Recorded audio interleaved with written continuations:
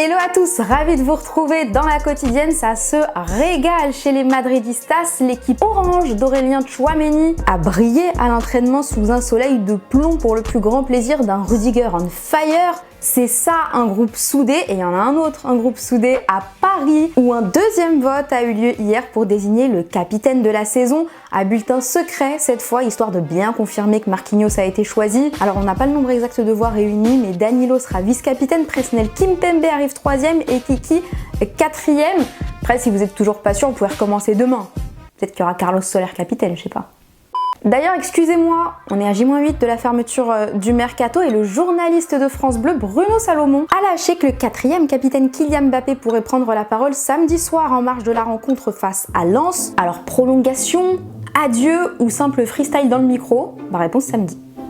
Pendant ce temps-là, chez les autres clubs de Ligue 1, eh bien, on prépare la prochaine journée et on fait aussi du shopping. C'est le cas de Nemanja Matic, qui a été vu dans un magasin de sport près de Rennes. Le néo-breton aurait acheté quelques goodies à l'effigie de son nouveau club et s'est gentiment arrêté pour discuter avec l'équipe du magasin. Trop sympa. Il y a quand même une bonne ambiance en Ligue 1 et surtout chez les Lillois qui préparent demain leur barrage de Conference League face aux Croates de Rijeka. Alors forcément, il va y avoir la pression les dogs, mais pas de panique. Il y a Rémi Cabella pour mettre l'ambiance et tout le monde le suit. Ça, c'est de la prépa. Le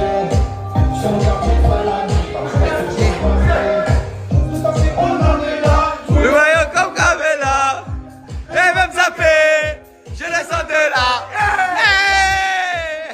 Hop hop hop, faisons une pause, c'est le football vrai. Je vous emmène au Mexique entre Juarez et Pumas. Succès 4-1 de Juarez cette nuit et quelle bombe envoyée par Diego Campillo de toute beauté.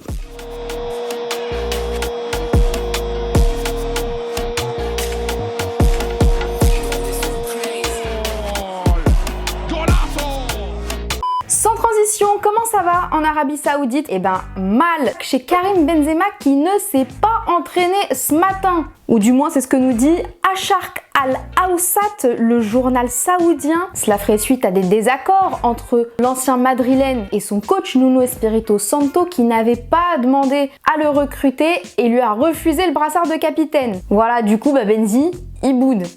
Il peut revenir en Europe s'il veut.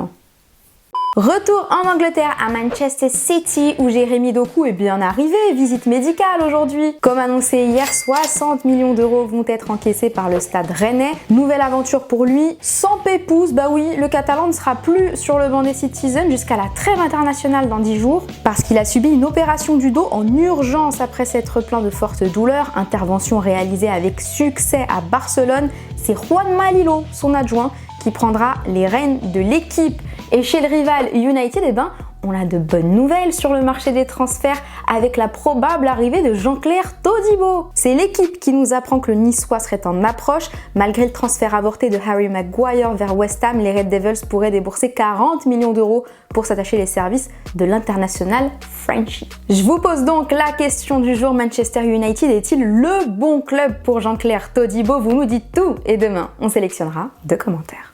Bon, il y en a un qui est dans la sauce, Luis Rubiales, le président de la Fédération espagnole de football, qui a embrassé au calme Jenny Hermoso après le sacre de la Roja en Coupe du Monde féminine. Eh bien, il a présenté ses excuses, le président, encore heureux, et a convoqué une assemblée générale extraordinaire qui aura lieu vendredi. Selon la presse ibérique, il n'aurait pas l'intention de démissionner et compte sur le soutien des boss des fédérations régionales pour conserver son poste. Bah tiens, en Espagne toujours, chez le Barça, eh bien ça va bien pour Robert Lewandowski qui a fêté ses 35 ans lundi. Et hier, paf, nouvelle célébration pour ses 35 millions d'abonnés sur Instagram. Et s'il a bien un talent, le Polonais, outre marquer des buts, c'est qu'il est polyglotte. Message en anglais.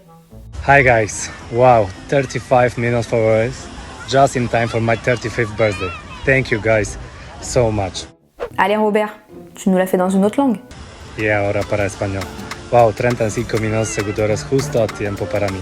35 cumpleaños. Muchas gracias chicos.